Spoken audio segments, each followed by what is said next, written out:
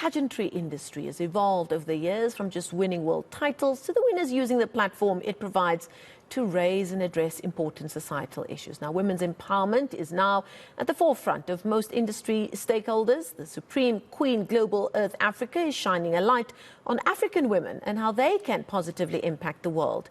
It has become a platform for women's empowerment, they say, personal development and community service. So more on what the Supreme Queen Global Earth Africa is doing, I'm joined virtually by its founder and CEO, Katia Lebati. Katia, thank you so much for your time this evening. Tell us more about the Supreme Queen Global Earth Africa. Where did it all start? Thank you so much for having me, Marcel. So the inspiration behind Supreme Queen Global Earth Africa was my journey into entrepreneurship.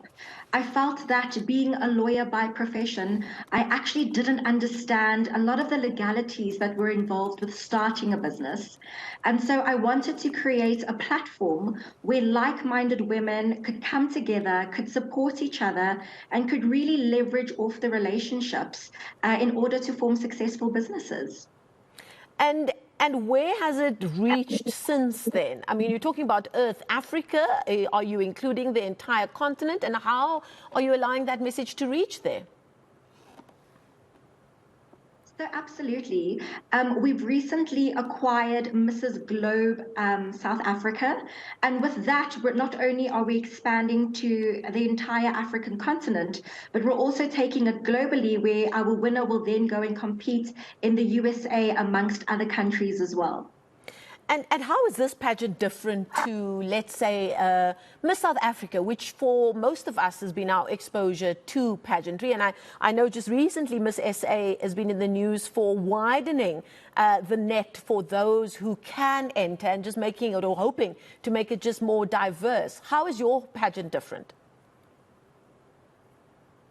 So with our pageant, what we actually focus on is our advocacy is female entrepreneurship, women within business, women within the corporate sector, and women who are looking to find their place within society.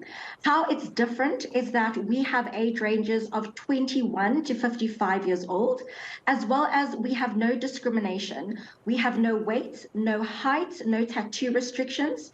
We do not discriminate against your religion. We do not discriminate against your race, and we really have opened it up to the entire African continent. And then how is this judged? How will you find the winner? How is it judged? Who will your judges be? How, because in the end we have to have a winner that is crowned, surely. Absolutely. And I'm very fortunate that I'm not part of that judging process as the CEO. But we have some phenomenal judges on our panel.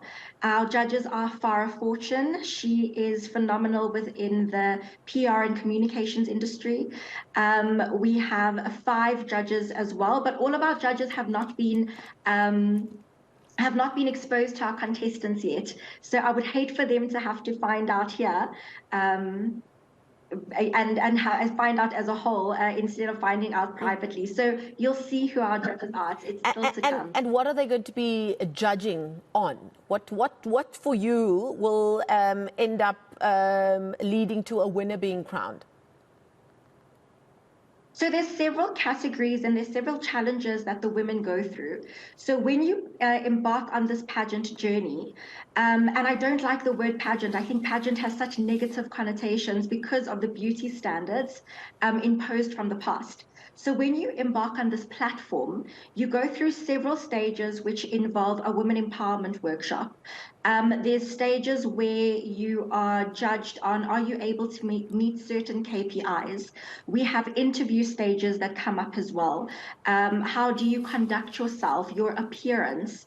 Certain things that we would like to see our queen be able to present on a global stage, because at this point, not only are you representing South Africa, you're representing Africa as a continent.